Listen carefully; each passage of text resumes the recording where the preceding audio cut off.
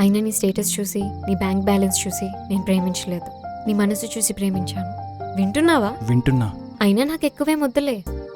ఒక కార్, ఒక చిన్న కుక్క పిల్ల, ఎవ్రీ 3 daysకి ఒక సినిమా, ఎవ్రీ 2 daysకి అవుట్ఫిట్ అండ్ ఎవ్రీ 7 daysకి ఒక చిన్న ట్రిప్. చాలే.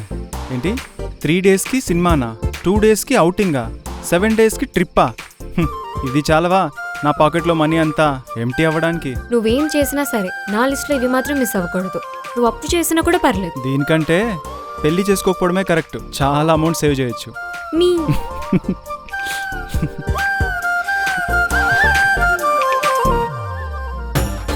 ఇద్దరు కలిసిపోయారు, ఇంకా మన సంగతి ఏంటి?